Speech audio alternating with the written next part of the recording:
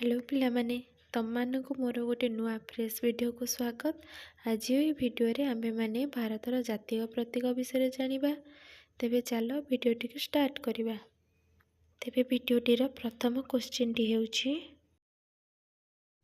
ଆମ ଦେଶର ଜାତୀୟ ପଶୁର ନାମ କ'ଣ?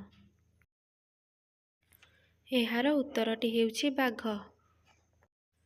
ପରବର୍ତ୍ତୀ ପ୍ରଶ୍ନଟି ହେଉଛି ଆମ ଦେଶର ଜାତୀୟ ପକ୍ଷୀର ନାମ କ'ଣ?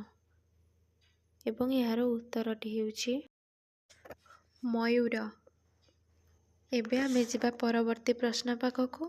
ପରବର୍ତ୍ତୀ ପ୍ରଶ୍ନଟି ହେଉଛି ଆମ ଦେଶର ଜାତୀୟ ଫୁଲର ନାମ କ'ଣ?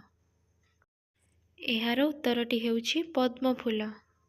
ପରବର୍ତ୍ତୀ ପ୍ରଶ୍ନଟି ହେଉଛି ଆମ ଦେଶର ଜାତୀୟ ଫଳର ନାମ କ'ଣ? ଏହାର ଉତ୍ତରଟି ହେଉଛି ଆମ୍ବ। ଏବେ ଆମେ ଯିବା ପରବର୍ତ୍ତୀ ପ୍ରଶ୍ନ ପାଖକୁ।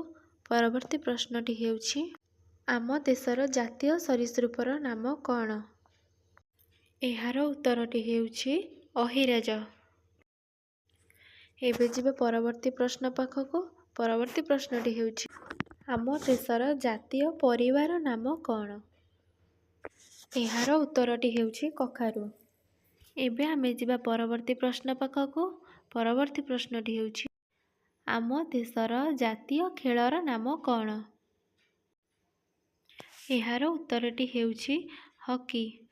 ଏବେ ଯିବା ପରବର୍ତ୍ତୀ ପ୍ରଶ୍ନ ପାଖକୁ। ପରବର୍ତ୍ତୀ ପ୍ରଶ୍ନଟି ହେଉଛି ଆମ ଦେଶର ଜାତୀୟ ମୁଦ୍ରାର ନାମ କ'ଣ? ଏହାର ଉତ୍ତରଟି ହେଉଛି ରୁପିଆ ବା ଟଙ୍କା। ଏବେ ଆମେ ଯିବା ପରବର୍ତ୍ତୀ ପ୍ରଶ୍ନ ପାଖକୁ। ଆମ ଦେଶର ଜାତୀୟ ଗଛର ନାମ କ'ଣ?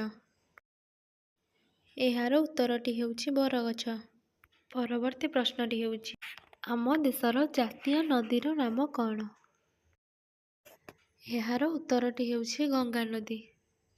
ପରବର୍ତ୍ତୀ ପ୍ରଶ୍ନ ଆମ ଦେଶର ଜାତୀୟ ଧ୍ୱନିର ନାମ କ'ଣ?